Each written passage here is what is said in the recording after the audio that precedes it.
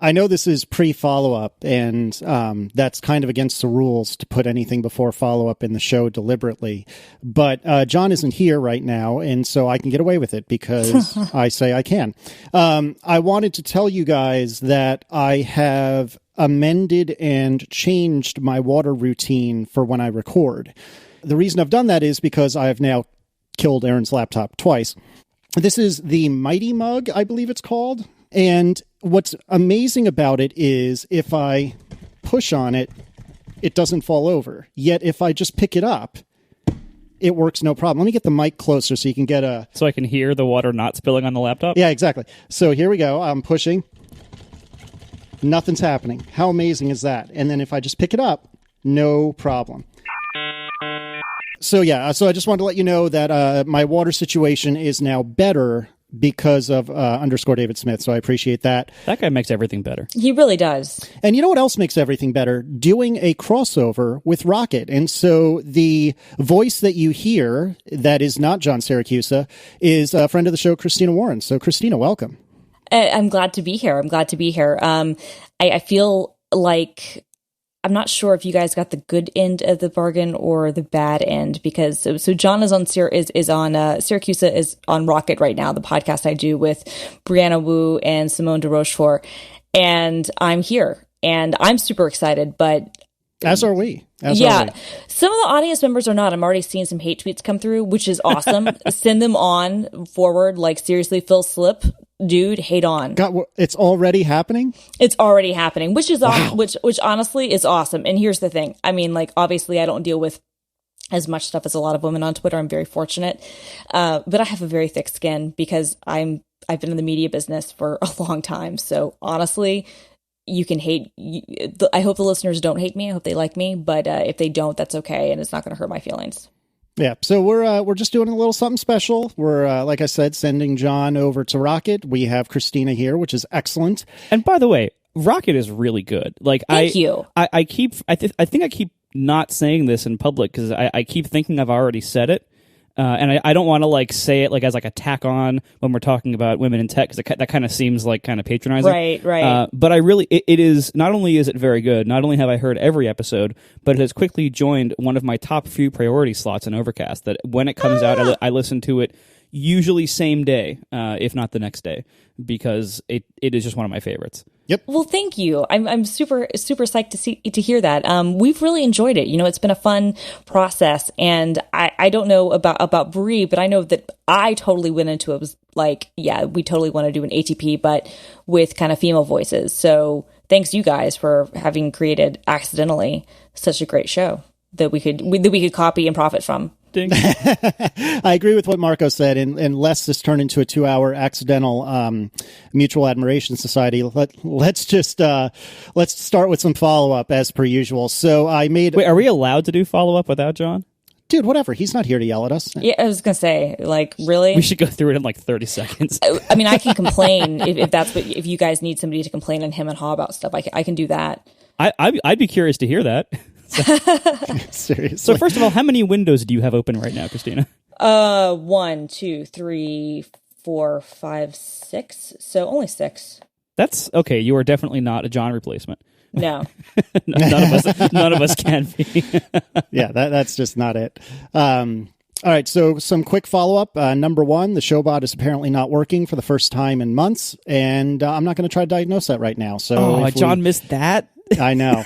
See? This is already taking a turn we didn't expect. This might relate to the fact that Heroku has very recently changed their pricing, and I'm not sure if the Showbot has now run afoul of that, and I am not going to diagnose while I'm on the air. Is this like one of those exciting new opportunities that really just makes everything worse and more expensive? Simple answer, yes. Long answer, maybe. So. Did the announcement begin with, "We're happy to announce"? We're incredibly excited to tell you about how we've made our service worse and more expensive. Exactly. Yep. Salesforce is happy to say that we finally figured out a way to profit off of all of these. What are they called? Raptors? What are they? Dinos. Thank you. Mm-hmm. Right. I like that. I like that better. See, to me, it's all like these are all voodoo made up terms by Heroku. So like that's Raptors is just as good as any. Exactly. So I apologize for the showbot. Really quickly, I alluded to Aaron's laptop earlier. Aaron's laptop is on its way to the depot, whatever the depot is. I brought it to the Apple store on Monday, on Memorial Day. I fessed up and said water was spilled on it, and this was about halfway through the conversation with the genius, and the moment I said water was spilled on it, the conversation effectively ended. Yep. And he said, okay, that means it's a tier 4 repair, which apparently, obviously, there's multiple tiers for sending it to the depot. That's a tier 4 repair, which will be $665 for parts, no matter how much or little needs to be repaired, plus $100 for labor, plus tax. So I'm in for $755, I think it is. I'm sorry. $755 plus tax. I'll get it back in about a week. This is for a MacBook Air, correct? That's right. This is for a 8-month-old MacBook Air that I got Erin for her birthday last year because I'm the best husband ever. Totally. Isn't it a shame that like Apple Care Plus on the phone and the watch and the iPad will cover water damage, but they don't offer an Apple Care Plus for the laptops? Because that would totally be amazing. I would pay like another $50 if I could get water damage covered on my MacBook. Yeah, well, in retrospect, I don't know. On the other hand, though, how much would they charge for that? Because, like, regular Apple Care on that is what, $250 and $350 for the 15s. But that's what I'm saying. I mean, if you added, say, another $50 on, I personally would probably pony up for it. But but it wouldn't be. That's the problem. It wouldn't be only $50. Like like we have. Because what is it with the watch? It's $100 or with the phone even. It's $100 for regular. With the phone, it's $100. It's $100 for regular, and then it is $75 for a replacement if you need to have it replaced, and you can have 2 of those. For the iPad, it's $100, and it's also $100, but it is $50 per replacement. Apparently, I'm assuming, just based on this, they must replace a whole lot more iPhones than they do iPads, and that's why they charge a higher replacement fee. And in fact, the replacement fee went up this year. Like it was $50 and now it's $75. But if you're like me and you're walking up some steps after a meeting with some people and you literally fall forward and you trip on your flip-flops and shatter your phone screen right before XOXO, which coincidentally is the day before the iPhone 6 pre-orders go on sale, like you need a phone and you go like, okay, well, I got to go to the Apple store and get a new one. And Apple Care Plus came through. I mean, and people were like, oh, well, you could have just waited and pre-ordered the 6. I was like, first of all, I couldn't actually swipe on the screen. Like I would get glass in my fingers. Second of all, the phone has to go to my husband because he gets my tech hand-me-downs. And it would probably cause problems if you gave him a shattered, untouchable phone. Oh, completely. We already did that with the iPhone 4 or 4S. How did that go over? It was okay. That one wasn't that bad, but it was a little bit chipped, and I never ended up. This was before they had, I think, the Apple Care that covered the damage, the accidental damage or whatever, and so it worked fine. And then he ended up doing something to it, and then I think he wound up giving it to a homeless person. Only in New York, you guys. Okay. I'm not even sure where to go from there. I know. Oh, my goodness. So, Aaron's laptop is at the depot getting repaired. I'm already getting suggestions in the chat room about what I could or should have done. With respect to those of you making those suggestions, don't care. It's already done. The ship has sailed. It is what it is. I am curious, though, because once you're talking almost $800 to repair it, that's fairly close to the price of replacing it, right? Exactly. So I'm curious why you chose to go that route. I mean, is it just like, the extra $300 or $400 you just thought was worth it? That's enough. The $300 or $400 just didn't seem worth it to me since the machine was so darn close to new. And Erin doesn't have particularly robust needs of her computer. If anything, I'm the one who has bigger needs insofar as it needs to be able to withstand spills and do podcasting and whatnot. So it just didn't seem worth it to me to spend another $300 or $400 just to get something brand new. And this tier 4 repair is basically going to go through the entire computer and replace darn near all of it. So I didn't see the point in doing anything different. People are saying, oh, well, you could have sold it for parts and gotten a new one. Yes, I'm sure I could have. I could have gazelled it, perhaps. Yes, I'm sure I could have. But this seemed like they probably test for that. Well, they do, but Gazelle will give you a discounted amount of money if they find that it's damaged or something. So if you sold it to Gazelle saying it has water damage, they would say, okay, well, we value this at $300. In which case, though, you'd still wind up spending the same amount of money anyway, buying a new one. But then you'd have a new one.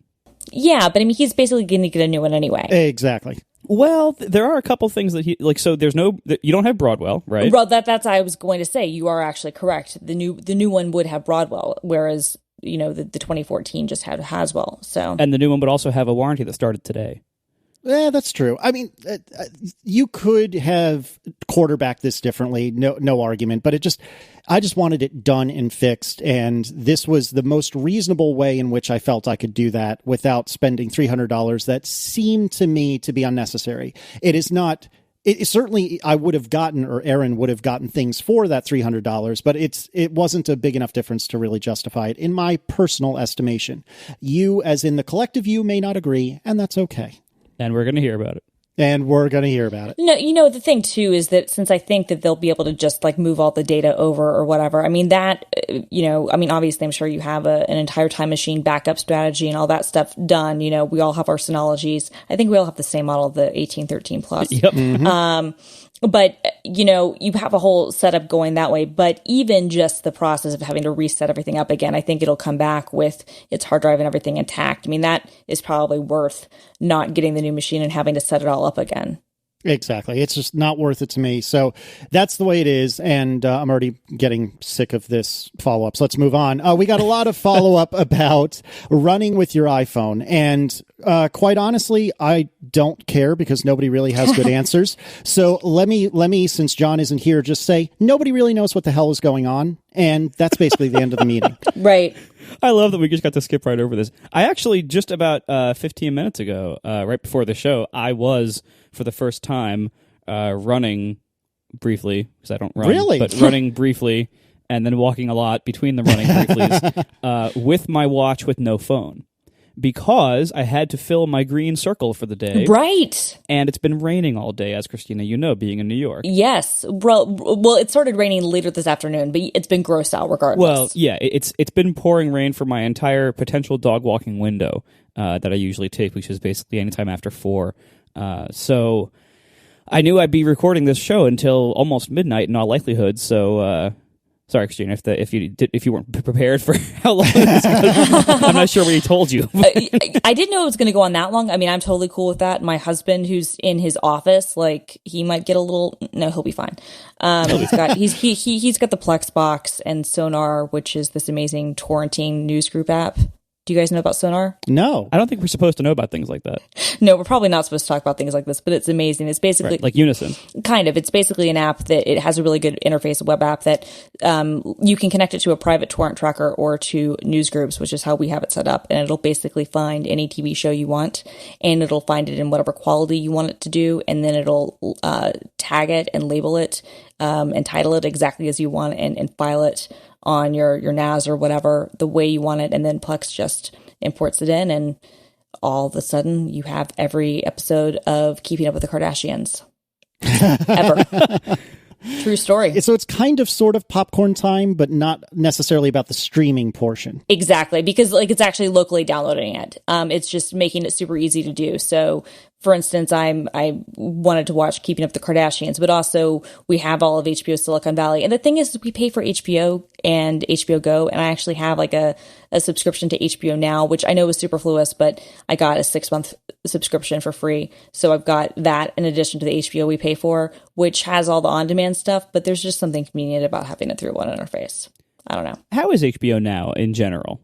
It's good. I mean, it's identical to HBO Go. So you don't have live content, meaning like there's not like live linear programming, but basically within an hour or two of it airing on TV, it's available in the app. It looks really good on the Apple TV, and the iPhone and iPad apps are really good.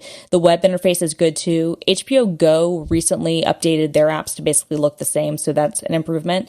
But no, I mean, it's good because you have the entire catalog of not only currently airing shows, but their whole, like every HBO owned production. So, for instance, you don't have the Larry Sanders Show because that was done by Sony, but everything from Oz, which was in 1997, basically onward, every original series is on there. So, Oz, The Wire, Sex and the City, The Sopranos, The Big Love, obviously Game of Thrones, Girls, Veep, I mean, everything is there, as well as a lot of their documentaries, as well as whatever first run movies they've got for that month, and then whatever catalog titles they happen to have. And no, I mean, it's comedy specials. Like I found an old comedy special from Kathy Griffin from like 1995 or 1996 that I probably hadn't seen since 1996. And no, I mean, it's interesting, just the amount of content that's there. It's really nice. And so I mean, basically everything you would get in HBO Go, but without having to have the cable subscription. Excellent. All right. Any other follow-up? Because we might have made record time through this, and I'm pretty smug about that right now. Oh, John's going to be so mad. He's going to kill us. This is great. Yeah. Oh, he's going to get so mad. The listeners are going to get so mad. And the sad thing is they're going to blame you, even though this is really my fault. No, I mean, they can blame me. Blame Film Girl. That's fine. Hashtag blame Film Girl. No, but it is interesting. I'm with you guys. Nobody really knows how the step things are updated. What's interesting to me, Marco, you were talking about how you had to like get your green circle. So I've been reviewing the Pebble Time, the new Pebble smartwatch. And so I had to take off my Apple Watch for a couple of days. And the thing I've missed the most, to be totally honest, has been like my green circles. That's surprising. Are you using it with an iPhone or Android? iPhone. And how are you allowed to say, like, how is it? Or do you want to save it for your show? No. I can't. I mean, my review went live today. That's fine. No, I mean, I like it. It's an interesting product because, you know, I feel like they had a real head start for a long time, but obviously the market has changed. Is it as nice as an Apple Watch? Obviously not. And, you know, even looking at it, it looks like a sports watch. Having said that, you know, I spent almost $800 with tax and everything on my Apple Watch. Because I spent that much money on the stainless steel with the classic leather buckle, I don't really feel comfortable running or working out with it, if I'm being completely honest. I mean, that's just too much money for me to have my wrist to want to get scratched up. Maybe other people feel differently, but for me, it doesn't exactly feel like a great sports device for me.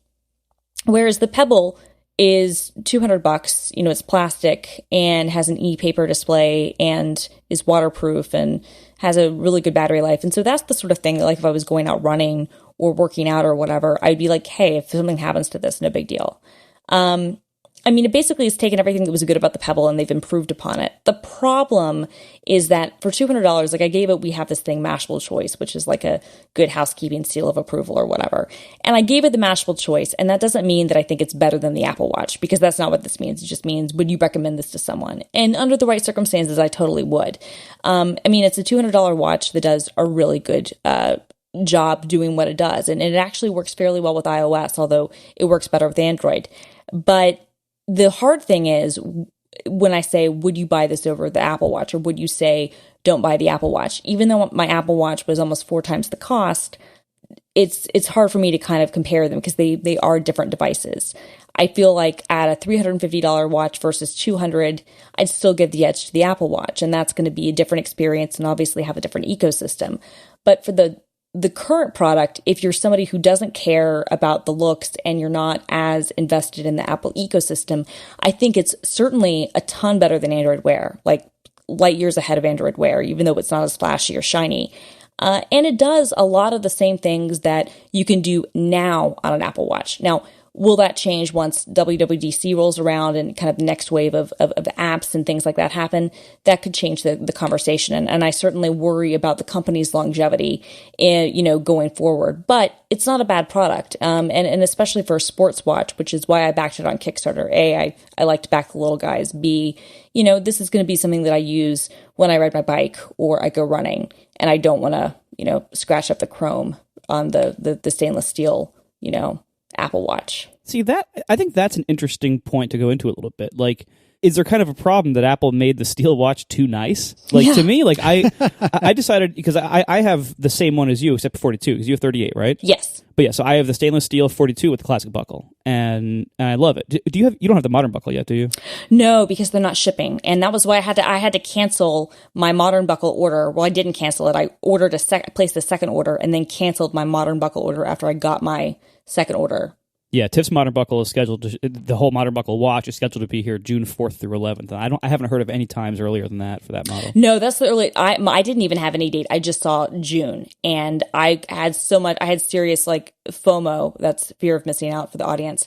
I had such serious FOMO about not having the Apple Watch that I placed. It was like 8 days after it had started shipping, and I placed a second order, and I placed the order on a Saturday, and I got my watch on a Tuesday. That's insane. It was, and I was like, okay, you know what? Worth it, because those 11 days without that Apple Watch, you guys, I was like, I mean, it was bad. Yeah, because you live on the internet. I mean, come on. I do, exactly. It's like, for me, of all people, my nickname is CMAC, for Christ's sake. Like, for me not to have the latest Apple product, I really did. It was terrible. So June 4th through 11th, is that what they said? Yeah, for Tiff's, yeah. Cool. So yeah, I mean, she'll be one of the first people that I've seen that has it. You can't even order it by itself right now. It still says unavailable. Yeah. But I will get the Modern Buckle as soon as it ships separately. I'll spend the $250 and get the pink band. But yeah. Our first sponsor this evening is our friends, once again, at Fracture. Fracture prints your photos in vivid color directly on glass. Go to fractureme.com for more information. And don't forget to use code ATP15 for 15% off your first order. So Fracture prints are great. We have them sponsor a lot, so you've probably heard me say this over and over again, but I'm going to tell you again because they are just that great. They really, my office is full of Fracture prints. We keep getting more Fracture prints. People come over, they compliment the Fracture prints. Everyone loves these things. So here's what it is. It is a printed photo on a piece of glass that you can then hang directly on a wall or stand up on a desk. And it comes with everything you need right in the box. It comes with the little screw to mount in the wall, or you can, I just use those little triangle hook things that you get in hardware stores. I just use those to hang them up because they're a little bit shallower and make a small hole. And these things are nice and lightweight, so you don't need like some giant anchor to hold it in the wall like you do like a big picture or a big piece of art. It's nice and lightweight because it's a nice thin piece of glass, and they print the photo right on the glass. And it's printed on the backside and it shines through, so it looks like it's on the surface, but it has this nice glossy finish on it. And it is, I can't tell you how good these things look. It's almost like having a screen on the wall that's just always looking perfect. Like it looks so good. And everybody compliments these things when they come over to my house. Everyone sees these and they, oh, is that the Fracture? Or if they don't know, they say, oh, what's that? They are great. People are always very impressed. And they make great gifts. If you want to send a gift to somebody, if you want to get a photo printed for your family or whoever and send it to them. Father's Day is coming up. Yeah, Father's Day is coming up. You can get a photo printed, of or for your father or grandfather, send it to them, whatever. These are so great. They make such great gifts. They make such great decorations in your house. And they are extremely, extremely affordably priced. So prices start at just $15 for a 5-inch by 5-inch square. They have all sorts of squares. They have all sorts of rectangles. The prices are so reasonable. I forget what I paid for my big ones. I think it was like $30. I mean, they're so affordable, and they're so good. I bought some even when we didn't even have an active coupon code. I bought some at full price myself just because they're just that good. But you don't have to do that. You can use coupon code ATP15 to get 15% off your first order. I really cannot say enough good things about Fracture prints. I would say compared to like a custom frame job, like I have some custom frame things in my office too, and custom framing is very expensive. The result is very big and heavy, and it kind of looks a little bit dated sometimes. It can be done well, but it kind of looks a little bit dated. Fracture prints are way more affordable, and they look a lot better for the most part. And they're just so like clean and modern, like and you don't need to frame them. They serve their own self-enclosed purpose. They are just so good. I cannot say enough good things about Fracture. Go to fractureme.com. Use coupon code ATP15 for 15% off your first order. Thank you very much to Fracture for sponsoring our show once again. Yep, Fractures are really, really wonderful. The comment you made about it looking like a screen on the wall, had I not seen and actually owned a handful of Fractures, I would have thought you were crazy. But no, really, it really does look kind of like that. It's really fantastic. So definitely check it out. Big news today, and I mean that non-sarcastically. Well, I think I mean that non-sarcastically. The native Apple Watch SDK, which we all knew was coming eventually, apparently is coming soon, apparently WWDC time. So I think, Marco, you're probably most well-equipped to kind of kick this off. How does that make you feel? What do you think about that? Does that change anything? Did you cry happy tears? What's going on? So I'm really happy about it, first of all. I mean, whether or not I want to use it immediately is a different story. We'll see when it comes out. But I'm extremely happy and pleasantly surprised. I was assuming, and I've said this a number of times, I've been assuming that it would come in November and that we would be able to run the apps we create with it maybe next spring with like the launch of Watch 2 or whatever. And so this is a good few months earlier than what I was expecting. And I'm just happy. I'm happy. We don't know anything about it yet. All we know is that today on, I think it was on stage, right? At the it was at the Code Conference. Yes. It was Jeff Williams, right? It was. Yeah. So Jeff Williams, the current Apple COO, was giving an interview, and he said that there would be a native SDK at WWDC this year. So being announced in 10 days, 2 weeks, whatever. So really soon. So this is potentially really great. There are so many questions. Like I'm writing a blog post. I'm still drafting it, of like my giant list of questions about like things I'm curious about with the SDK. Some of the simple things like how much storage space do apps have to use, stuff like that. But like if you actually think about the reality of having native code access on the watch, there really are quite a lot of questions that come up as a result of that. Just simple things like, okay, you have the app on the watch, you have the app on the phone. How do they communicate? Can they share data? Can they sync? What happens when the watch is away from the phone and then it comes back? Does it then have to sync the data manually? There are so many little gotchas like that. What kind of restrictions will there be on backgrounding? As we know from the iPhone, backgrounding and multiprocessing and background network fetches, background refresh, all these things that we take for granted now in the iPhone, I'm betting we get almost none of that on the watch.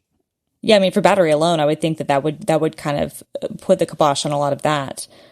What I think would be interesting, and we'll obviously have to wait another 10 days to see, going back to the Pebble a little bit, one of the interesting things that they've done with their model, and their code execution model is very, very different and much more limited than it is on the iPhone. But they have a thing where you can basically have your JavaScript apps like fully executed on the watch. So there's some apps like the Foursquare, the Swarm app that live there. And then there are some apps that actually talk to a companion app on your phone, which is similar to what the Apple Watch does now.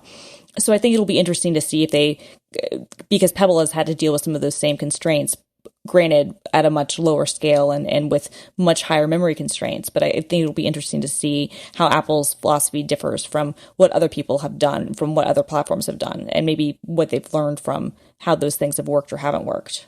Exactly, because I mean, this is why this is such an interesting question to start asking. Like, what will this be? And we'll know in 2 weeks. At least we'll know a lot of it. But there's going to be a political policy angle here, which is like, every time Apple releases a new platform or enables major new functionality, it gives them an opportunity to enforce and shape things to fit their political goals.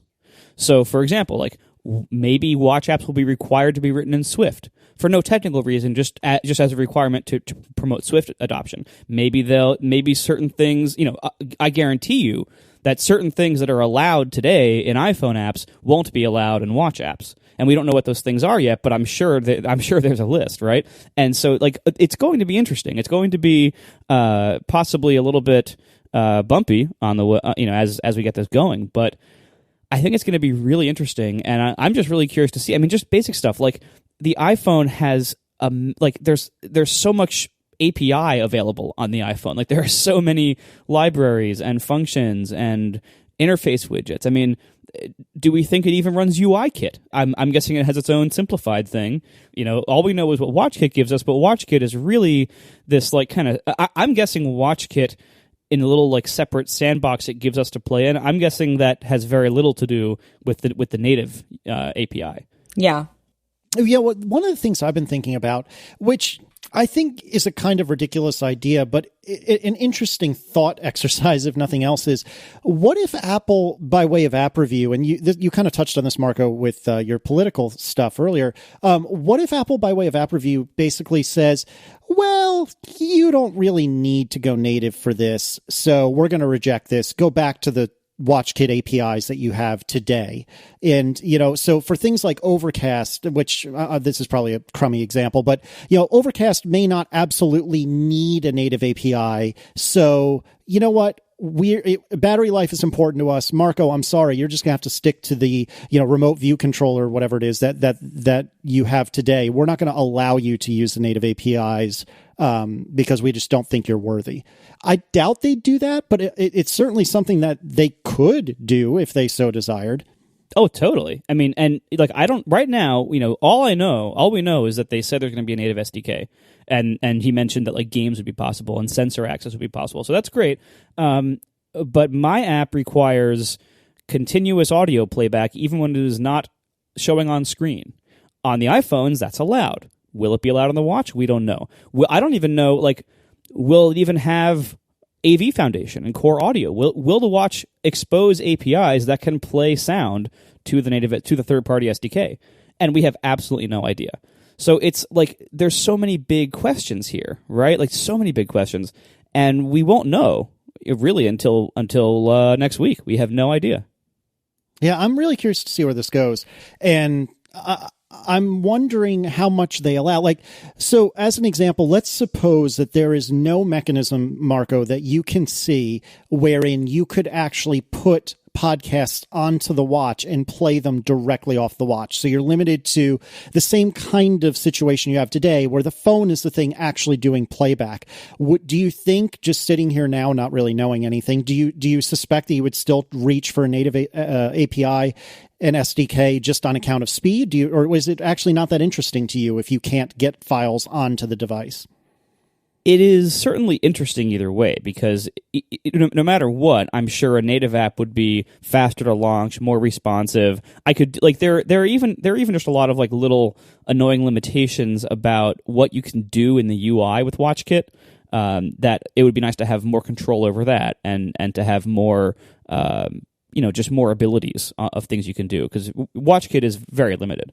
But if I can't actually get the files over there and play them without a phone present, which is what most people are asking me for, because exactly that's what they want, because you can put music you can put certain data on the watch, obviously, and they want to be able to say, hey, I want to be able to listen to my podcast and use Overcast so I can have my smart speed settings to go through it or whatever.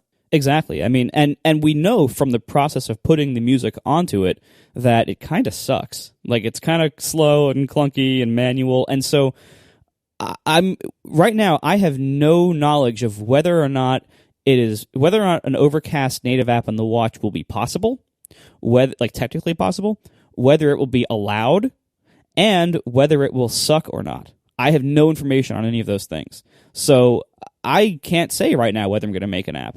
And then, of course, secondarily, there's a question of whether it's worth it, because there's going to be a lot of complexity. What I'm really curious about is just the realities of syncing data between the two apps, like between the watch app and the phone app. That we'll see in reality what that entails, but that's a big question mark. No, that's a really good point, because that's going to be slow already over Bluetooth, and obviously, what's your latency on that, and how long does it look for a device, so that it can keep things in sync? How often does it pull for that sort of thing? Yeah, you're right, but I think that. Do you think it's possible that maybe we could see kind of a world of hybrid apps where you have parts of it that are the companion apps, the glances, the sorts of things we have now, but there are other parts that are natively existing on the watch itself, so that you can do things like load faster and pull in maybe custom UI bits or load in other sorts of code and execute natively on the watch, while still maybe the data that it's using is still being pulled from the phone app itself. That's a good question. I mean, we don't know yet. I mean, there's part of your question which is like, can part of your watch presence be WatchKit, and can part of it be native? And I'm guessing the answer to that is no, but just for simplicity's sake in the loaders and stuff. But I don't know that. I'm also curious though. You mentioned glances. Like right now, glances are very limited in third-party apps because we can't have any controls on them. The entire glance just acts as one giant button to launch the app. I would greatly benefit from a glance that could have buttons on it. Right now, my glance is moderately useful, but it would be a lot more useful if I could have like seek and pause buttons on it the way that the built-in Now Play and Glance does. That would be extremely helpful to me, and right now I can't do that. So that's worth noting. I'm also curious about whether we'll have access to third-party complications. So complications on the watch faces. That would be extremely interesting and very, very compelling to me. I might even try making different kinds of apps that aren't Overcast, because there's not really much reason to have Overcast in a complication except maybe to have play controls, but that seems. I don't think that would be possible or good. No, and I think on a 38, I mean on the 42 it might look okay, but on a 38 millimeter screen especially, it's going to be like, no, don't even bother. Exactly. So I'm not expecting that, but if we could have third party complications for other kinds of apps, like I would love Weatherline, my favorite weather app. I would love Weatherline to be able to be a complication and have like a little line like on the bottom, that bottom skinny slot on the what is it, the utility face? Yeah, the utility face. I would also, and so if we have like third-party complications for other kinds of apps that aren't Overcast, and then you have buttons and glances for things like Overcast, I think that goes a very long way. And I really, really hope we get something like that. We might not get it in version 1. I don't necessarily expect to, but we'll see. I really hope we do, and I think that could be huge. That being said, I'm still overall very excited about what the native SDK will get us. I don't know yet if Overcast will be able to have a native app that is possible and allowed and doesn't suck in version 1 of the SDK, but I'm really glad that there's a chance. I was thinking that what if I just lived in Overcast, which actually is kind of true, but Overcast is my jam. That's really the only thing I listen to on my computer, on my phone, and potentially on my watch. I could see a complication for just remaining time in the podcast that's currently playing. Ooh, that's a good idea. Yeah, I think that would be useful if Overcast is the sort of thing that basically, if I'm doing anything entertainment related, I'm using Overcast. So even something simple like that could be helpful. And I am one of many that wrote posts about how I think third party complications would be a really awesome idea. And I don't even know where it would go, but just the thought of being able to support that sort of thing sounds really awesome to me. I mean, I had some examples on this post, which we'll put in the show notes.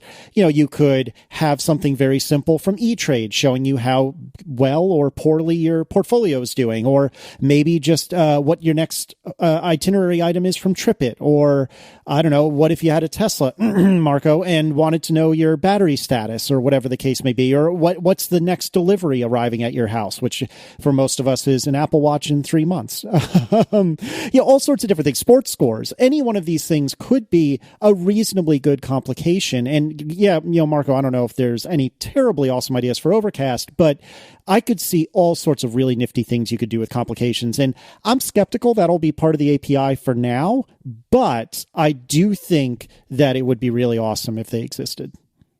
Christina, you have any thoughts on that?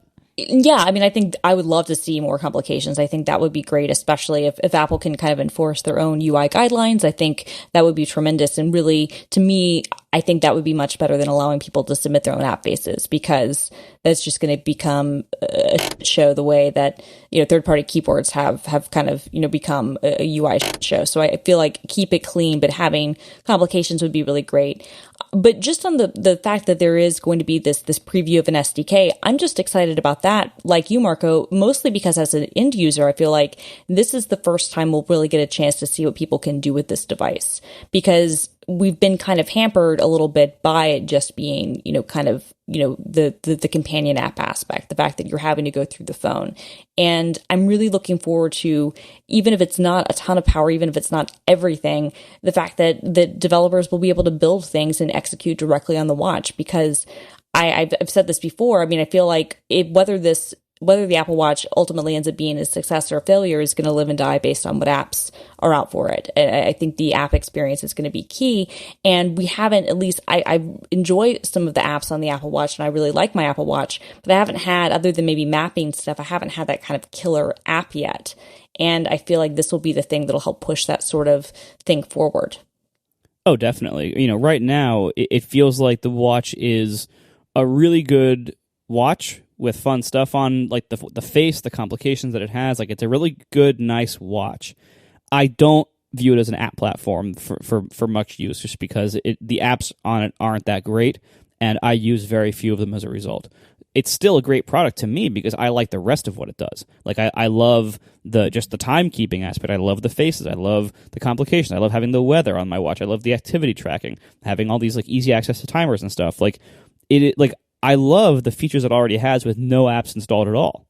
But it sure would be nice to see, does the idea of getting faster, better, more capable apps, does that affect things? And it might not. Like it might end up that dealing with a watch on your wrist is just so like it's kind of clunky and limited. It might end up that most people just prefer to pull their phone out of their pocket to do any kind of complex app interaction.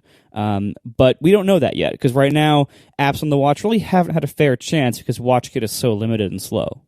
Yeah, I agree. The only thing that I kind of dread about the pending native apps on the watch is, that we're just going to get swarmed with a bunch of crappy games that nobody really wants to play, and I'm not looking forward to that. But everything else sounds really exciting, and I'm really curious to see how it goes. Now, Jeff Williams did say, if I'm not mistaken, explicitly that it's a preview that's coming next, or what is it, week after next?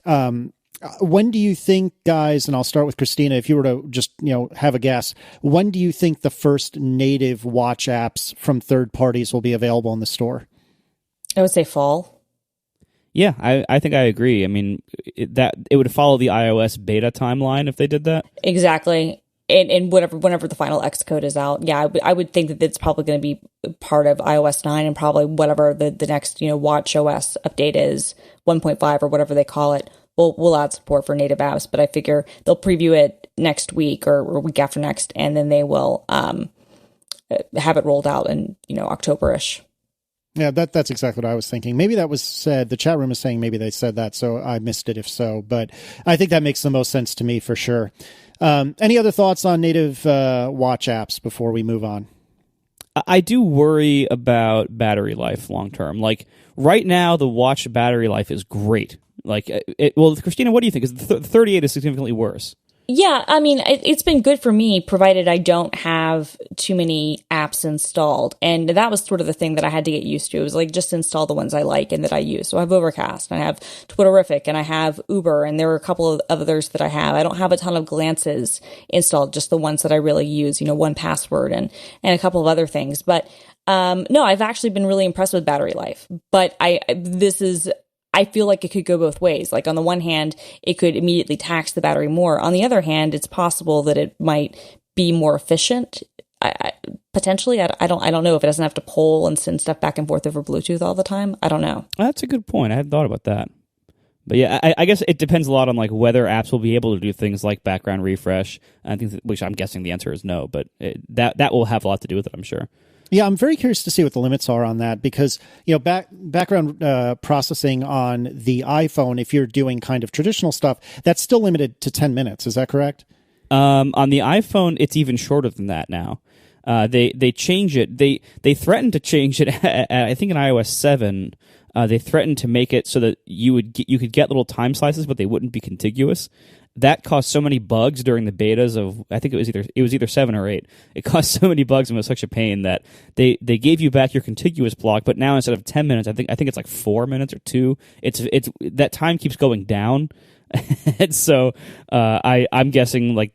On the watch, you're not going to be running for 10 minutes in the background. There's just no chance. Well, right. That's what I was driving at, is I wonder if the limit is 30 seconds or maybe even 15 seconds, whatever it may be. Right. I'm very curious to see what they do to kind of handcuff developers and prevent them from doing stupid stuff. Really quickly, before we talk about another thing that's awesome, I wanted to ask you guys, I am not really into glances like I think a lot of other people are. And Christina, you made mention of this a second ago.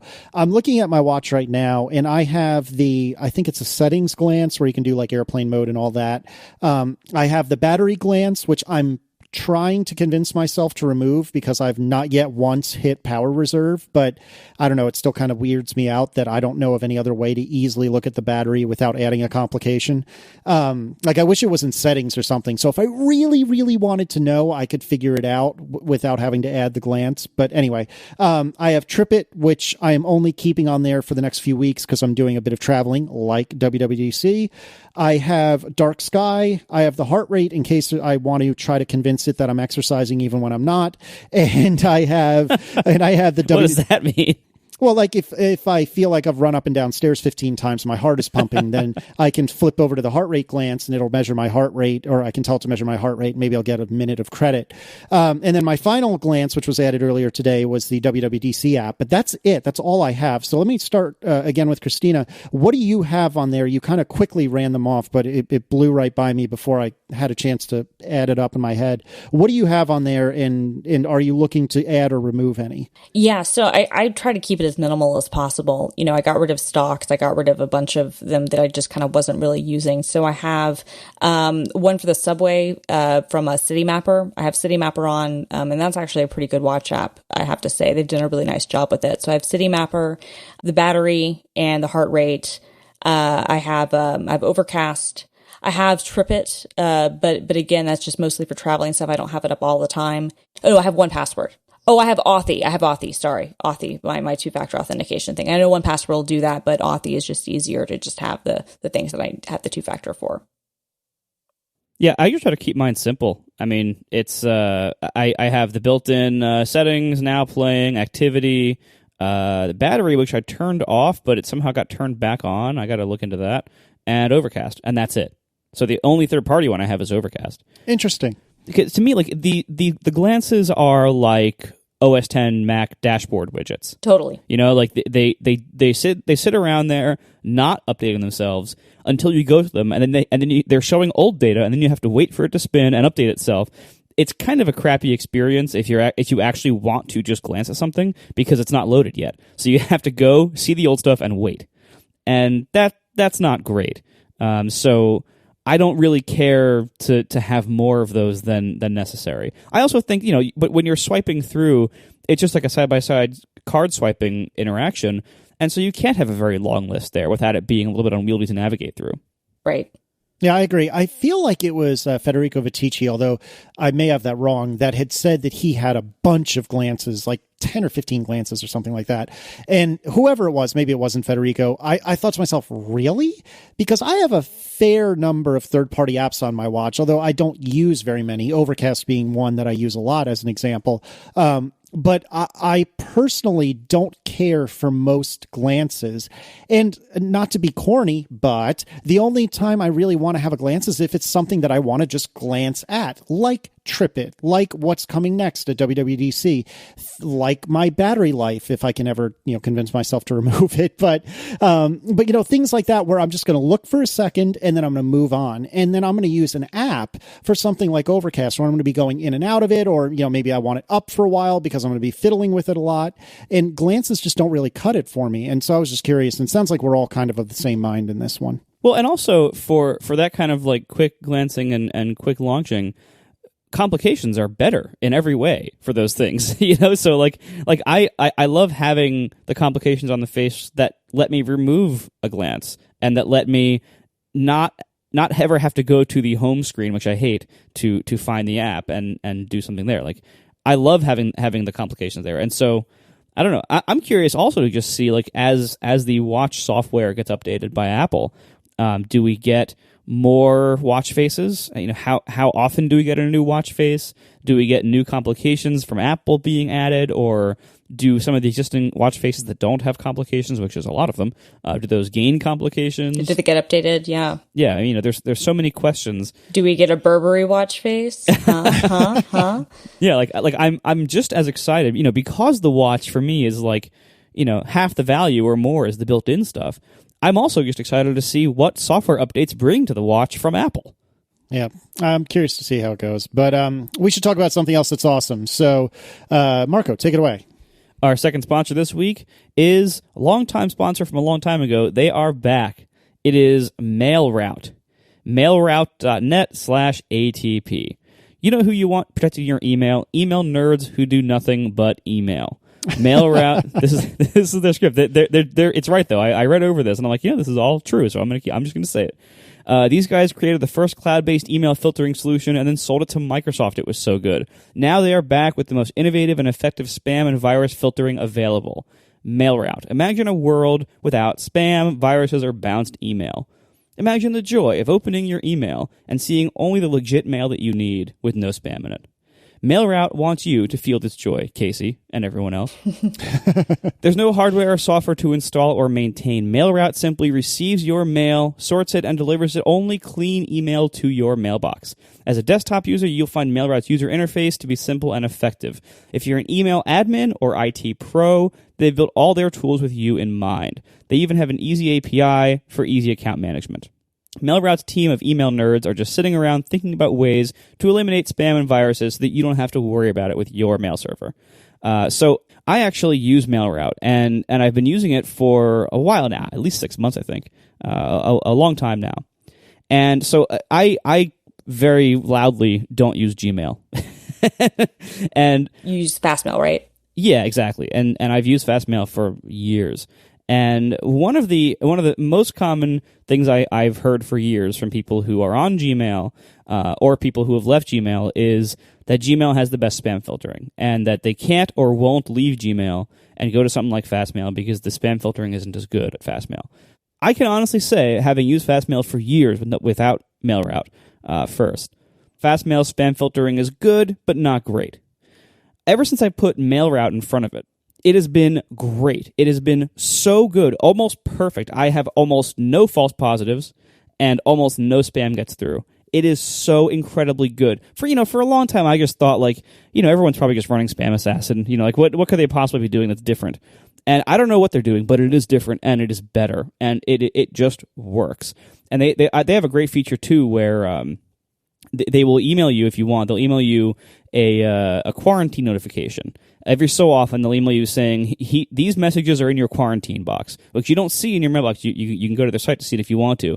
And this is like messages that they think are probably spam, but they're not quite sure about it. So they'll give you this list, and then you can, next to each one, there's just a little link that you can tap from any mail client, phone, desktop, whatever, just a little link. So it'll list these messages that are in here, and a little link that says, redeliver, whitelist, whatever. Or you can, and if you ignore it, they just get deleted automatically after a certain number of days.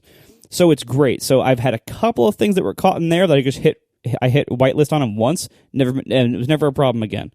MailRoute makes Fastmail a way better web host. Like if you get Fastmail and put MailRoute in front of it, I think you get the best of everything. I think you get a nice standalone email service that is not owned by Google or anybody else, that is a standard IMAP server, and you're paying for it. You're not being spied on. They're not looking through your mail for advertising or anything.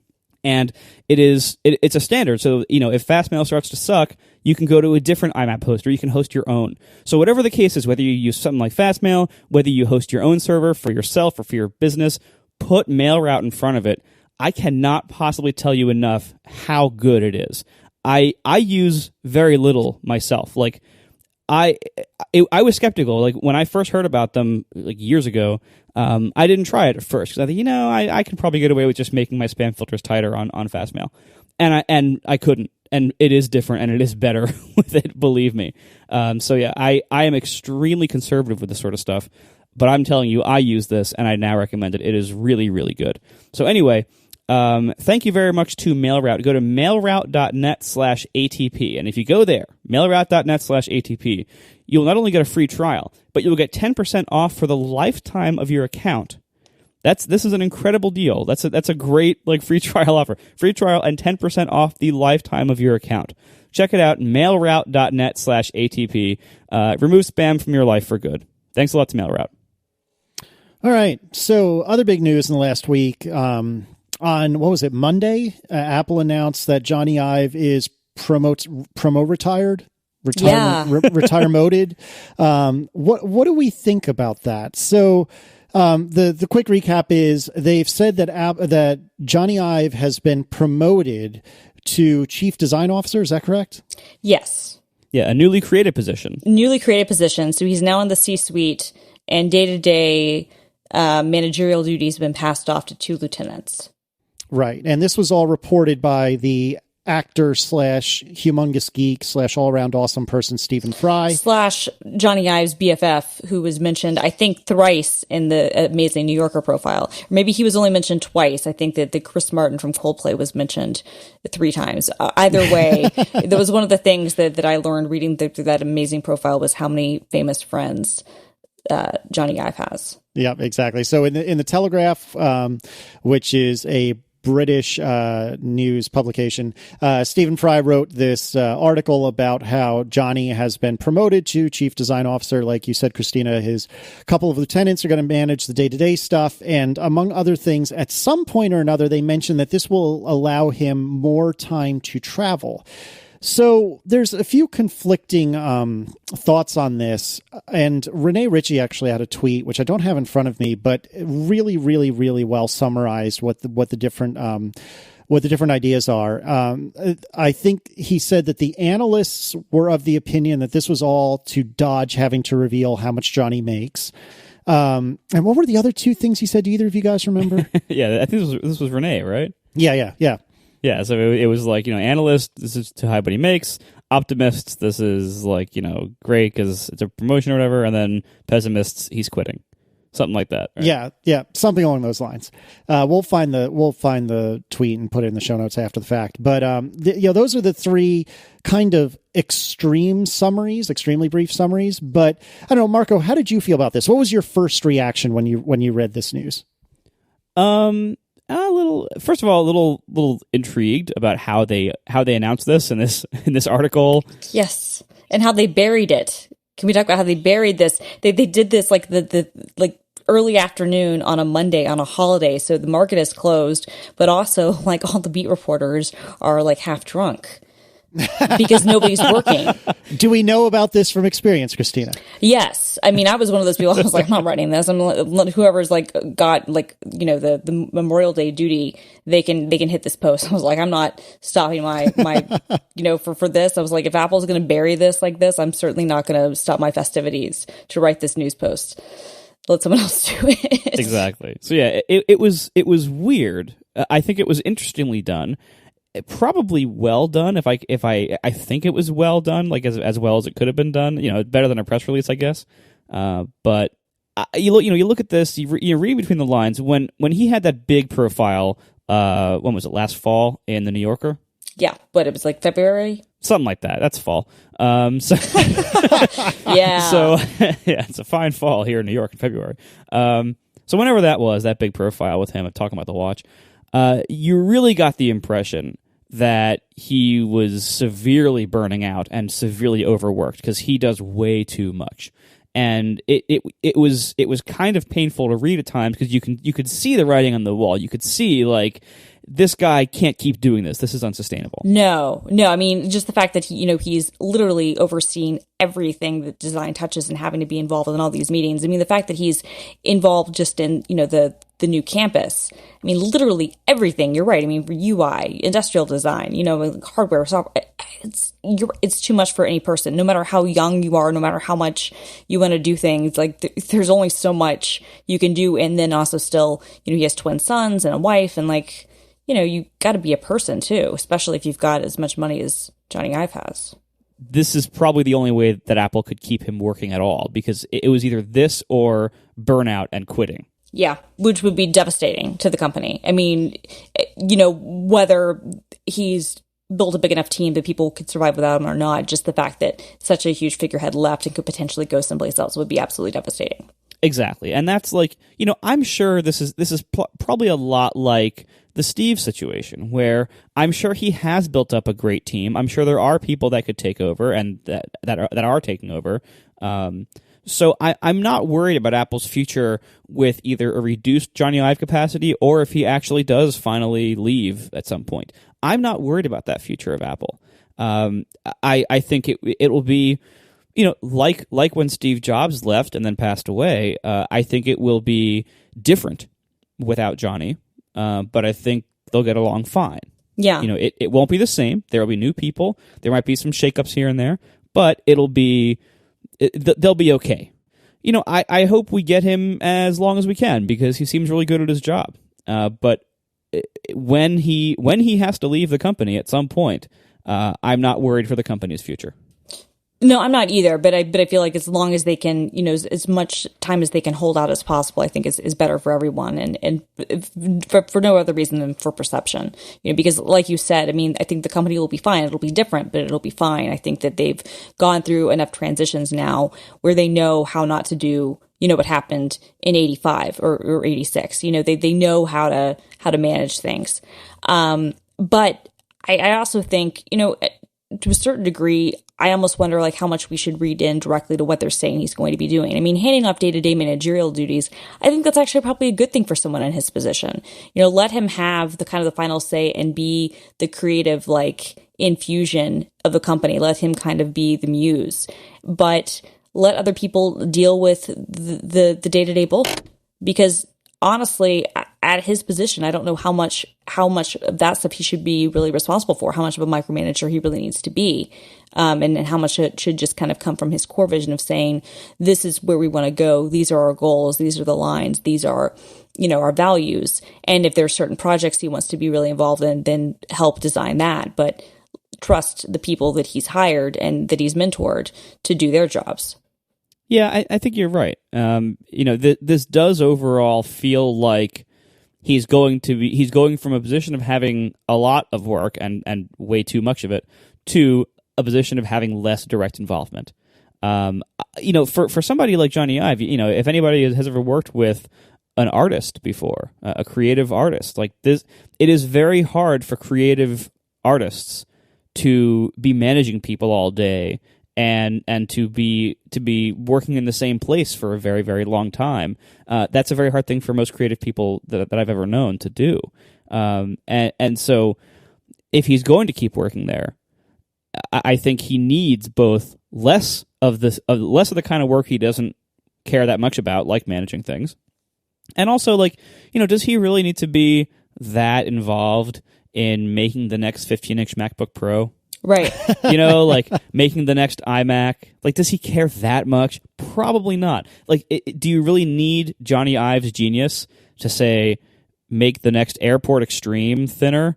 There's just there's a lot of things that Apple does that are probably not interesting to him anymore, and that's fine. He's been there a very long time making a bunch of silver thin things. And, he can do other things. He can do other things. Well, it's also, I think, one of those things where he can do maybe the big iteration. So maybe he's really involved with the design of the MacBook, or the MacBook One, as you call it. Or maybe, what they did with the thin, I guess, what is it, the 2013 iMac. I know, where they made it thin and gave it the bump, the hump in the back. Maybe he's involved in those sorts of decisions, but he's not really, the minor refreshes he's not as involved in. So maybe he's, setting the tone, but not having to be involved in each particular thing. I mean, I think you're right. It's like he's designed a lot of thin metal things or plastic, colored things for Apple over the years. Also, I mean, if they really are going to get into cars, if they're going to get into auto, that's that's going to take, needs some overseeing in a completely different capacity. So I don't know. He also might need the distance. He might need to be based in the UK primarily, and then only occasionally traveling to California, just to prevent him from involving himself in too many things. This very much might be like a saving himself from himself kind of thing, where it's right now, if you read these profiles of him, he is so intimately involved in every little detail of everything. No, I mean, and that's always the challenge, right? When you get promoted to something is how much, whether you succeed or fail. And I've certainly failed in this respect in my past. I've tried to be better about it in the future, but giving things up and trusting others to do their job, it's really hard sometimes not to be able to let go. And I think that the only way he can really let go is if he's not there. So being, in England, being with his family, I think probably works better for him. Although I still imagine that, these guys are for years going to be getting phone calls in the middle of the night from him about, some idea about a corner, or how some, some sort of, wedge is some sort of joint is bothering him. I mean, I'm sure that's not going to go away, but yeah, I think you're right. I think that it does make sense, the travel aspect, that, yeah, probably does need to have a little bit of distance, because if he's, a chauffeured car ride away from the office, it makes it really easy to go into the office all the time. Yeah, I agree. Like he needs that distance to avoid more burnout and to force him to delegate things like what is the internal layout of the cable inside the new MacBook that goes to the audio port, like stuff like that. Like I'm sure he's involved in all of that stuff, external and internal stuff, plus the kind of tables in the retail stores and what kind of, what the corner shape is on the icons. Like and not to mention that he also has recently had the entire software UI placed on him, which he probably, so when Forstall was kicked out, all of the UI design fell on Johnny as well. Was it Alan Dye who ended up doing most of that, or was it the other guy? No, it wasn't Howarth. It was it was Alan Dye, right? Yeah. So a lot of that fell on him, but that was still under Johnny, and Johnny was still like the one who had to make the final call on a lot of these things. I'm sure that's not a small job. That's like, this is not only all the little details of all the hardware and chairs and everything in Apple, but also the entire UI of all of their software. Like, that's insane. That honestly, that should never have been placed in the same person, and it wasn't before Forstall's ouster, for good reason. So I don't know if the idea of putting all this on Johnny was intended to be temporary until they could build someone else up into like the new Forstall, or whether actually I don't know that Forstall was in charge of the UI. I should probably stop assuming that. I think he was in charge of iOS. Yeah. Regardless, whether Johnny was intended to keep that long term or not, we don't know. But that is so clearly so different from the hardware that it is good that the software design and hardware design teams are talking to each other and are involved and are, generally near each other. They don't need to be the same guy. Exactly. I think they need to have a relationship and talk, but I would actually argue it's probably better if it's not the same person, because I think they're very different disciplines. Exactly. And I think a lot of the UI missteps we've seen since iOS 7 are because this, UI needs to be treated differently than hardware, and in some cases it wasn't. Basically, I think this change is all for the better. We'll see in time, but I think overall, I'm kind of happy, kind of relieved to see that they're changing something, because really, like, these profiles of Johnny just made it seem like he was just like seconds away from burning out and leaving. Yeah, I agree. This makes me wonder a couple of things. First, does this change how Apple perceives remote work? I suspect not. And I know that they have establishments. Didn't they had or have a large group in Vancouver, I believe. They had or have a large group in, was it Pittsburgh? Is that right, Marco? Yeah, I think the iWork team was there for a while. There's groups in, I think they're forming a group in Seattle now. There's a big group in Austin doing a bunch of store stuff. Like they really have a lot of satellite groups, but usually it's like, it's not like one team will be split across the country. Like they'll like silo off certain things that can be easily siloed off, like iWork, and have them be in a different spot, stuff like that. But it's not like the main core of OS 10 is being worked on by people all over the place or anything like that. Like it's things that can be easily siloed are.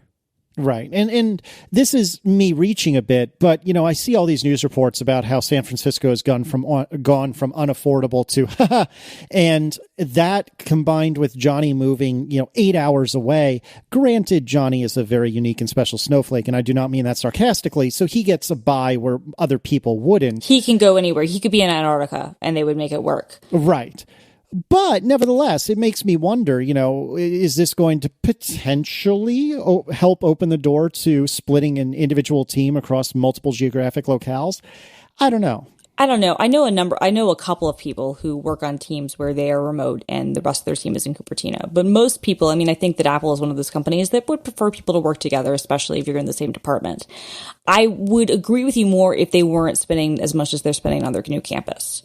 It's also important to note that, they're in Cupertino, and as expensive as San Francisco is, you can do okay. You can do more modestly if you're living, deeper in the valley and not in San Francisco proper. Right. The other thing I wanted to ask, and I don't know if there's if there's really an answer that we're aware of, since Johnny tends to be so private. But do we know what his other interests are? Like, I didn't know that he was really into timepieces until the Apple Watch press push happened. And I think it was in that New Yorker piece from February that they said that Johnny's actually really into cars, specifically British cars. Yeah, he's really into cars. But do we know what else he's into? And the reason I ask this question is, I'm thinking to myself, well, what else is there for him to design? Because at least sitting here now, not as, the big dreamer, I can't think of any consumer electronics, except, of course, the TV, that he might want to design. So what's left? I mean, there's the car. I mean, he's a big fan of music. Is he? A lot of his friends are musicians, Chris Martin, Bono, those guys. Maybe he designs his own guitar. I don't know. I was just curious if there was anything that we knew that he was, I don't know, hugely into running, just for the sake of discussion, and now he wants to go, moonlight with Nike and design a running shoe or whatever. Yeah, no, shoot. I mean, that actually is probably an interesting thing to look at, is to see some of the projects he's done with his friend Mark Newsom before, some of the things that they've auctioned off and some of their special, collaborations. That's probably an interesting thing to look at. I don't know. I mean, I would assume, I know only what I've read about them, but it's probably the same with at least friends of mine who are artists, is that a lot of times their interest is what they want to design or things that are challenging, so it's not so much their own personal interest as much as it is what's an interesting design problem to solve. Fair enough. All right. Any other thoughts on Johnny? Do you think that his white world will turn into a gray, rainy world when he moves to the UK? Please email Marco. All right, our final sponsor this week is Backblaze. Go to backblaze.com/ATP. Backblaze is online backup. And I cannot tell you enough. This is yet another thing. I got 3 things today that I use and love. This is yet another thing that I've used for a long time now and cannot possibly tell you enough how great they are.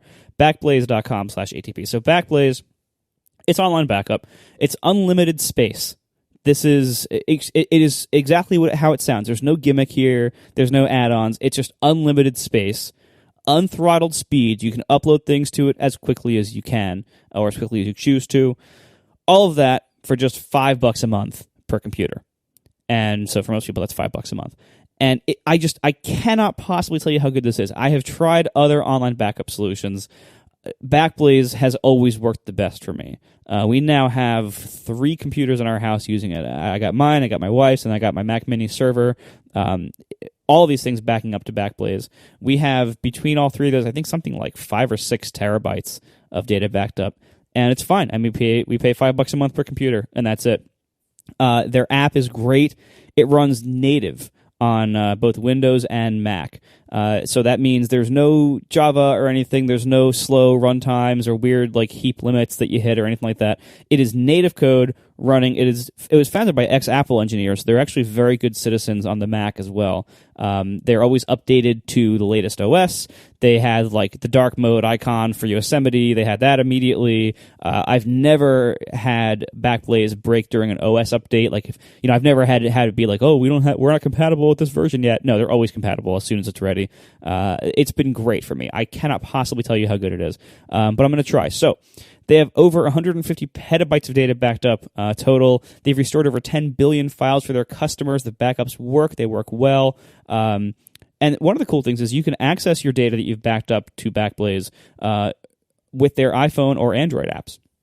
And so, or through their website also, if you're on a laptop. So what you can do is, let's say you're away from your computer, you can go to their site or use their iOS or Android apps and download a file that you have on your computer. If you need it, or you left it at home, whatever, you want to get an old version, you can go to Backblaze and download the file. It's as easy as that. Many of their restores are just one file for this purpose. It is really, I've done it myself a few times. I've been on vacation, forgot a file, went to go get it. It's great. Restores are very, very easy. You just go to the site, initiate the restore, done. You can download a big zip file if you want to. If you have a lot of data and you can't download it reasonably quickly, you can even order a USB hard drive with everything on it. It's incredibly simple. $5 a month per computer, unlimited space, unthrottled speeds. I can't possibly tell you enough how good it is. Now, you need online backup. Regular Time Machine or clones or anything, that's good. You should be doing that as well because it's easy and it's local, but it's not enough. Online backup protects you from things that will affect those too. things like power surges, fires, floods, theft, all sorts of conditions. You really could use Backblaze. It's like a final fail-safe. It's just $5 a month. I have peace of mind with this. It is very hard for me to have peace of mind about anything, just the kind of person I am. But I have peace of mind about my data because I know that Backblaze has my back. I have backups locally, but if all those fail, or if I really screw up, Backblaze is there. It's always working in the background for me. I don't need to remember anything. I don't need to practice some kind of ritual. It just works. It's always there. Highly recommended. So go to backblaze.com/ATP for unlimited, unthrottled online backup for just $5 a month. And you can get a risk-free, no credit card required trial at that address, backblaze.com/ATP. Risk-free, no credit card required trial. Thank you very much to Backblaze. Highly recommended. Great sponsor this week. Thanks a lot. All right, so we got through all the essential news for the week, and we're sort of running out of time. So, Christina, what would you like to talk about today? Well, we could talk about Taylor Swift, because she's always a favorite topic of mine, but I think that the audience might explode. I would love to hear Marco talking about Taylor Swift, so you do you. Who? Shut up, Marco. Don't even. I'm not even going to entertain that. I'm not even going to entertain that. Of course you know who she is. Forbes just named her like the most powerful woman in business, and she is. I know InfoSec Taylor Swift. I do too. I'm in a group chat on Twitter with InfoSec Taylor Swift. Ooh. Yeah. Do we know who that is? Well, we don't. Well, we don't, but... Right. I was asking the royal we. Do we know who that is? And I'm assuming not. We know parts about who the person is, but we don't have like an identity. Although I think that it's out there. I'm not really sure. I mean, there are lots of rumors. It is not Neil Rauhauser. That is not true. But yeah. Is it Dan Lyons? It is not Dan Lyons. It is not Dan Lyons, who I think apparently, this is a weird segue, his episode of Silicon Valley airs on Sunday, which I guess is interesting. Now, Marco, I know you've seen basically no movies ever. That's basically correct, yeah. Have you managed to see Fight Club, though? Yes. Okay, all right. And Casey, obviously, you see movies. You're someone plugged into pop culture, so clearly you've seen Fight Club. Well, I'm marginally more plugged in than Marco, but yes, I would say I am marginally more plugged in. And I have seen Fight Club, although, to be honest, I have not seen it in years. Okay, well, shame on you, because it's still an amazing movie. So shame on you, first of all. Second of all, today, the first issue of the comic book, which is going to serve as the sequel to Fight Club 2, the first issue came out. There's going to be a sequel to Fight Club? Yeah, Chuck Palahniuk, the author, is writing. It's debuting as a graphic novel first, in comic book form, monthly issues, and then it'll be put into a book. That's crazy. It's very crazy. So I used Dark Horse as the comic, publisher or whatever that's doing it. So I'm going to have to pick up an actual physical copy just because. But I bought the digital copy today and read it on the train ride home, which was lovely.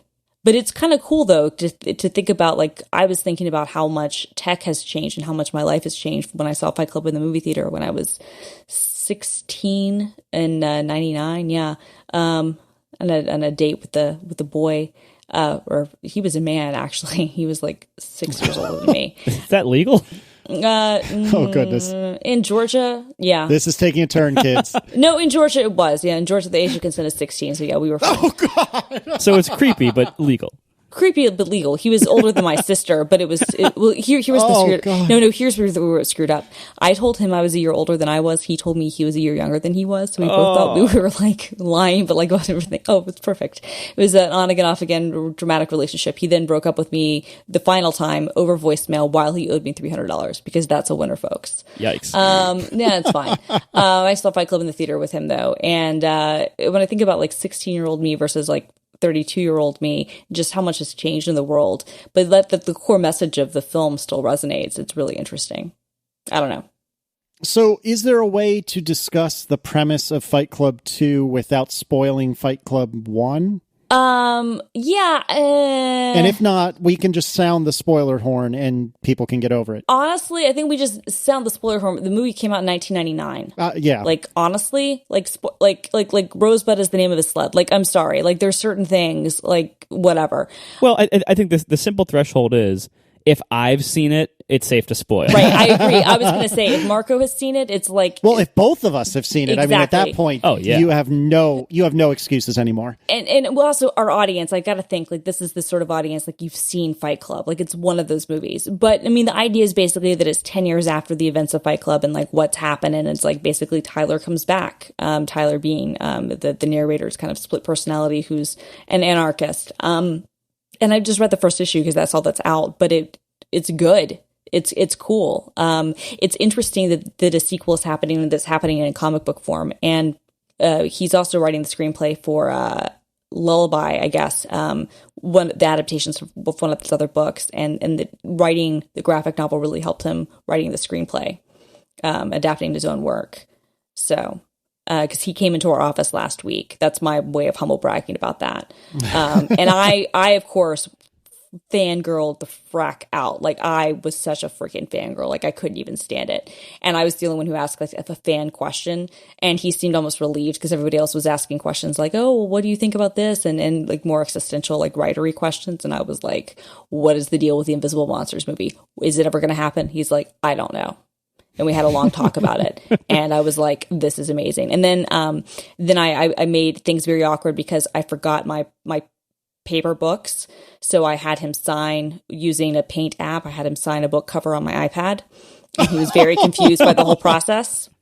But I've done that before. BJ Novak, who was a writer on The Office, he wrote a book of short stories. And when he came into our office last year, I had him sign my iPad copy that way. And he thought it was awesome. He was like, this is great.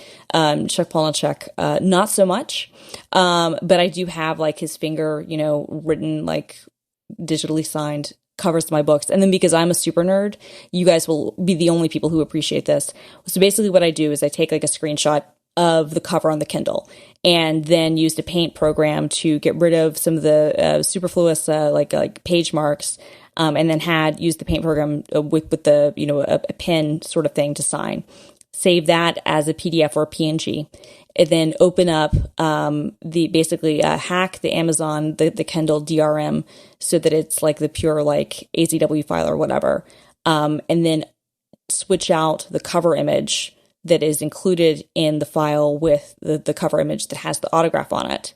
Then repackage it, resend it upload it to my Kindle Cloud account, which then means that all my devices are synced and have the autographed copy as the front cover of the ebook.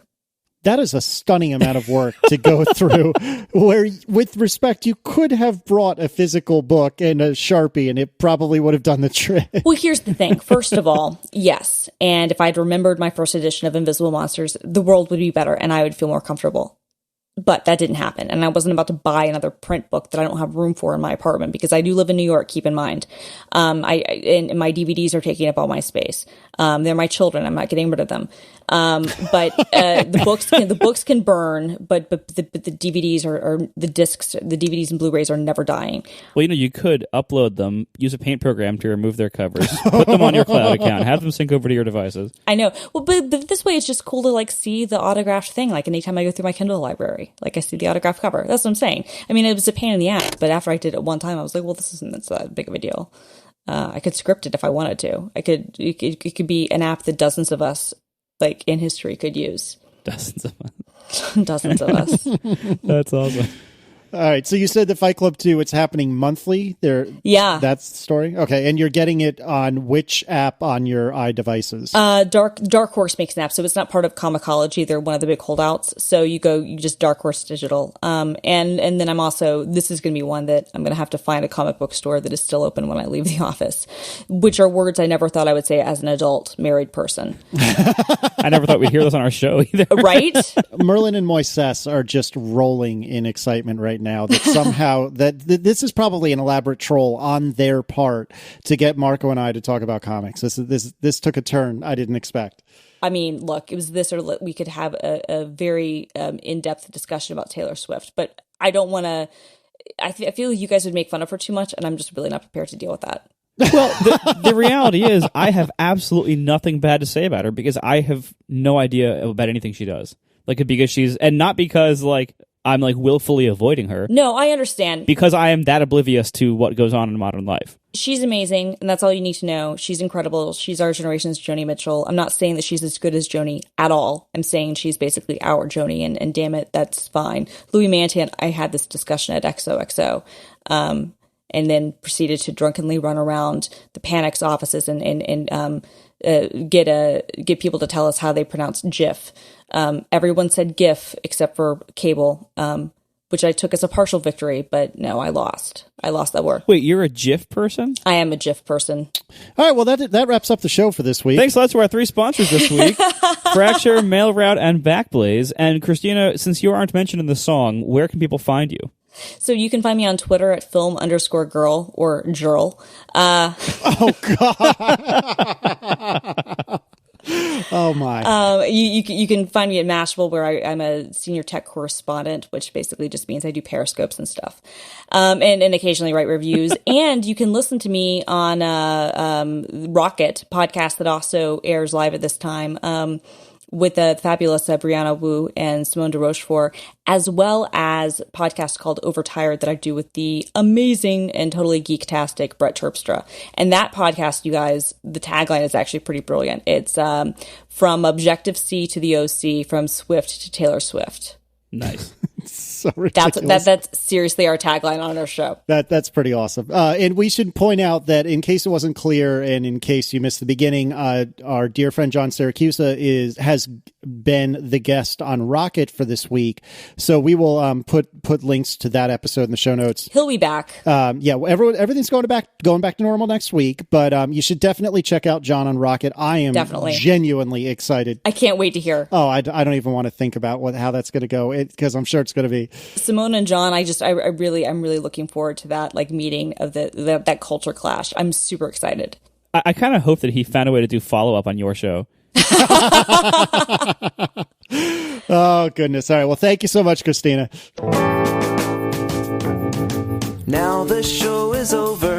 They didn't even mean to begin, 'cause it was accidental.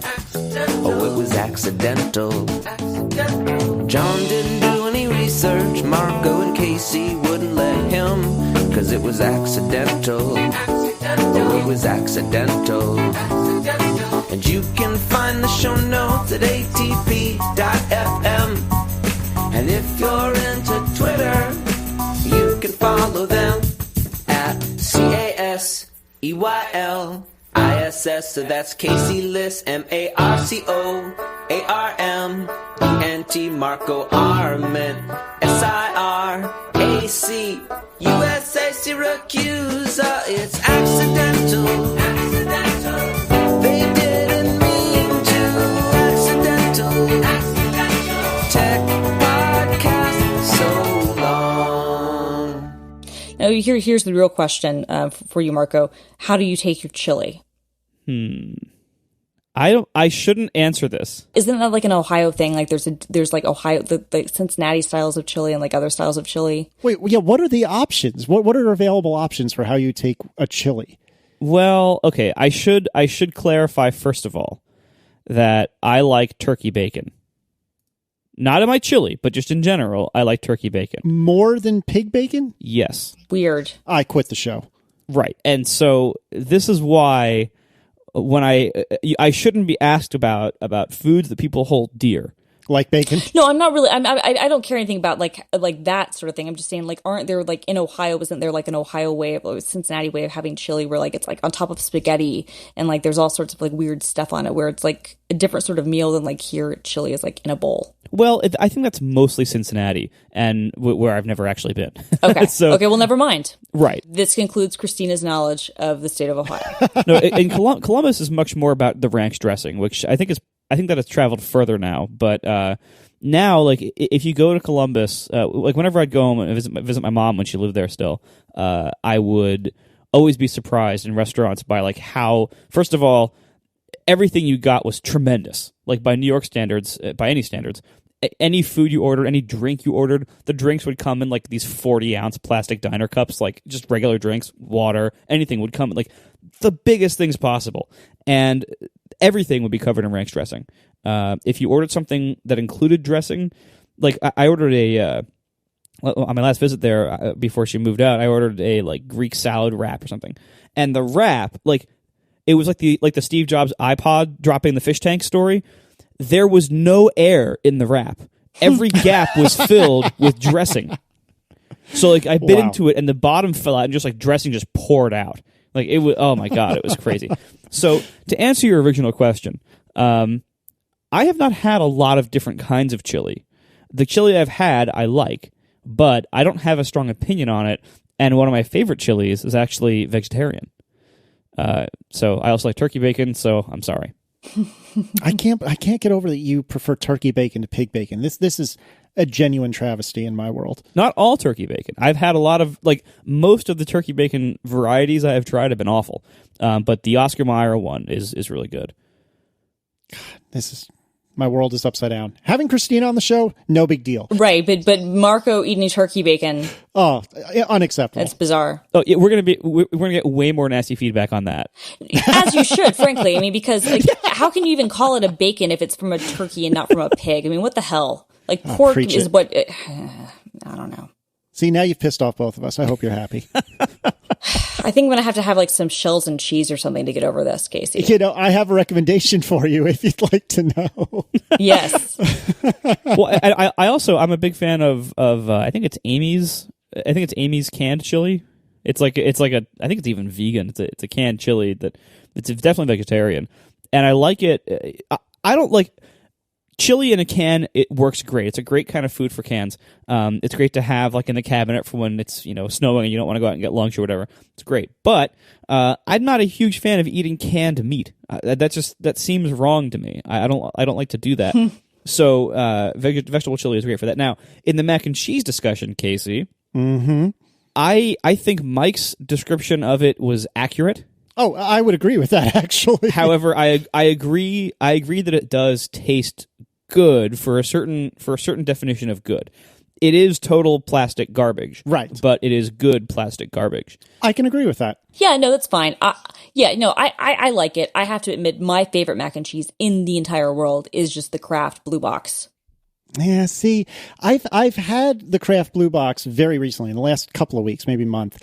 And to me, I find it to be completely tasteless. I find it to be completely bland. And I've got to be the crazy one here because everyone seems to think that Kraft mac and cheese, or I think they call it Kraft dinner in crazy places like Australia. Yeah, Kraft dinner in Canada. Canada, they call it Kraft dinner. Oh, is it Canadian? Oh, I thought it was an Australian thing. It might be an Australian thing too, but they definitely call it Kraft dinner in Canada. In fact, there's even a reference to it in the "If I Had $1 Million" song by the Bare Naked Ladies. But we wouldn't have to eat Kraft dinner, but we still would. Yeah, it's like, yeah. I never realized that. Good call.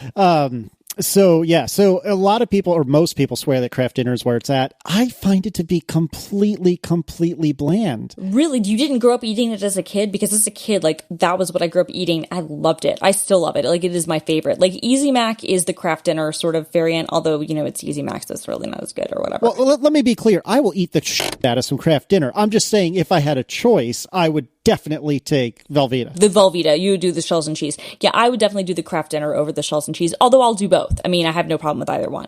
But for me, there's almost nothing better than like Kraft, like Blue Box Kraft macaroni and cheese, $1.19 in the box. Like, it's amazing. This show has taken such a turn. I think it all started with me.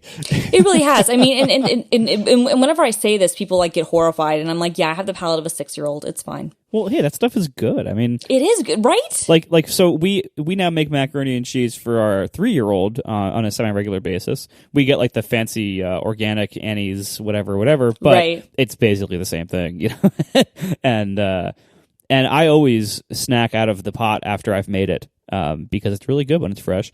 And oh yeah, and Tiff and I both, like, neither of us really want to admit to each other how much we've eaten when this happens, but we both eat a good amount of it because it's just really good, and it does not reheat well at all. No, even our toddler, like, he will barely ever touch reheated macaroni and cheese, even though we always try the next day. We always try, but it's like, between the three of us, we can easily finish off a box without Tiff or I intending to have eaten much of it.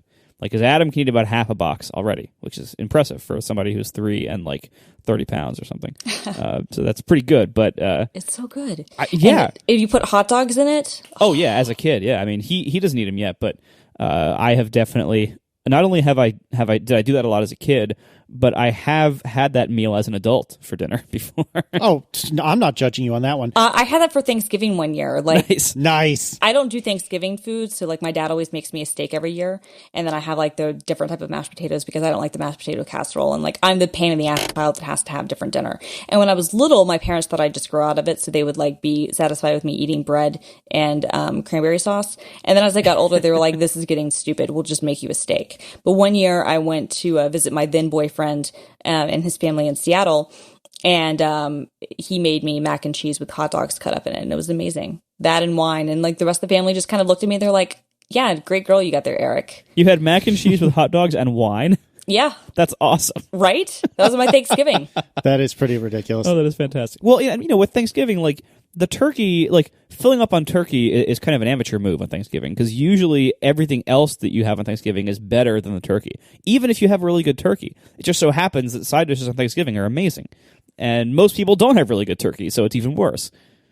So let me kind of segue this into a slightly different topic. Out of curiosity, Marco, when you're going back to Columbus, which I know you said you don't really do anymore, but let's say hypothetically you're going tomorrow to Columbus, what is the first food item that you're going to seek out?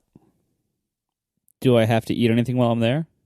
But yeah, I'm saying like you're in Columbus, you want something that reminds you of home, that reminds you like something that maybe you can't get in New York or that you just miss. He's like, "Do you go straight to Steak and Shake or whatever?" I think Steak and Shake is a good choice because you can't really get that around here. I don't think I've ever been. Oh, it's great. You got to go to Steak and Shake, get the Frisco melt. That's it, and a shake. The Frisco melt is in San Francisco? Yeah, so it's like sourdough bread, and then it's like a patty melt with sourdough bread. Mm-hmm. Yep. Jesus, what do you not know, Christina? Oh God, you're killing me. I know my fast food, man. So you know the important stuff. Tiff and I, when we were in college in Pennsylvania, they didn't at the time they didn't have any Steak and Shakes in Pennsylvania. I don't know if they do now, and but they did have them all over Ohio. And we were in Pennsylvania only about 15 miles from the Ohio border. So on a couple of occasions, we did like a special night out where we would just drive to Ohio to go to Steak and Shake. Special night out to Steak and Shake? That's so delightfully awful. And I am one of those people that would have done the same thing if I were in your shoes. Look, at this point in my life, like living in New York, like there is a Denny's now downtown, which is great. But I've seriously considered taking an Uber to like Jersey to go to Red Lobster or to go to Sonic. What? I'm serious, because sometimes I just really miss chain food. And I've thought about this as a startup idea. Chain seafood? Well, look, the Cheddar Bay biscuits are amazing. Amen, sister. The Cheddar Bay biscuits are amazing. And the thing is, yes, there's a Red Lobster in Times Square, but hey, they automatically charge you a ridiculous gratuity charge, even if it's 2 of you, because people in tourists don't tip. I get that, whatever. B, the surface is mediocre. C, it's even for Red Lobsters, like whatever. So, Christina, if you were going back to Atlanta, you're obviously getting Chick-fil-A. What else are you going to get?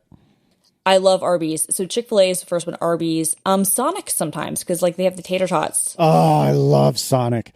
Sonic is my jam. They have the tater tots. Oh, yeah. So God. my startup idea, like I think that especially with this frothy as all this shit is, I think I could get funding for this. So my idea is, and people are like, "Oh, just use Postmates." I'm like, yeah, it'll be cold by the time the food gets there. What if you had a service like basically aimed at like the big cities where you don't have a lot of the chain restaurants? So basically, I'm thinking New York is like your primary or sole market, where you have people who get together and like get an Uber, like a group Uber, and go to the suburbs and get... Wait, is that a Gruber?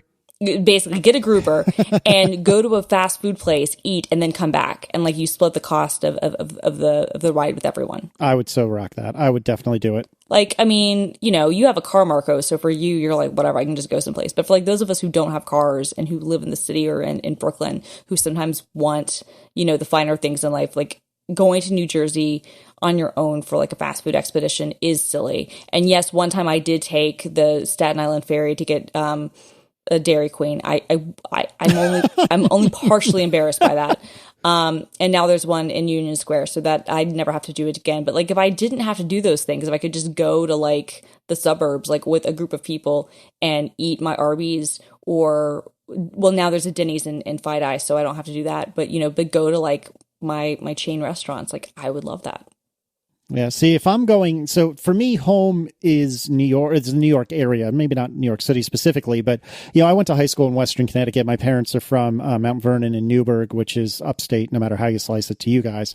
But if I'm going back to the New York area, first thing I'm doing is getting some pizza, and the second thing I'm doing is getting some bagels, and I miss both of those dearly. I'm a particular fan of John's of Bleecker Street. That's my personal favorite. I love John's. I actually recently, by way of browbeating Matt Panzerino for like 3 years about it, I convinced him to go to John's of Bleecker, and as far as I know, that was a positive experience for him. If you're ever going to New York, definitely go to John's of Bleecker. It's, in my personal opinion, as a non-New York resident, it is unbelievably great pizza, and obviously bagels anywhere near the city are just fantastic. So that's what I miss when I go back to the Northeast. We have some reasonable substitute bagels and some reasonable substitute pizza, enough that it keeps me from going insane, but it is by no means an equivalent to what's in New York. What other terrible things do we need to discuss while John isn't here? We can talk about Windows. He really hates Windows. Yeah. Coding Explorer is recommending we talk about file systems. Ooh. I'll hard pass on that, thanks. I was gonna. Well, come on, you guys. Don't we want to like talk about like the virtues of ZFS versus HFS Plus again? Because I mean, I really don't think that's been done to death enough. Well, I was thinking. I mean, unless anybody says otherwise, I think HFS Plus is fine. What do you guys think? That's good for me. No, I think it's fine. I mean, I think He's look, be so mad. Data redundancy isn't that important. I mean, like everything's backed in the cloud anyway. Everything's backed in the cloud anyway, so who really cares? I mean, is all I'm saying. Exactly. Oh, God. I guess that's the ATP final word on that topic, huh? Yeah, it's all over. We'd never have to do it again. Oh, God, he's going to kill us. He's going to be so angry. He would totally kill. I'm sorry, John. I'm sorry. I couldn't resist. I am a fan of the show. Oh, goodness.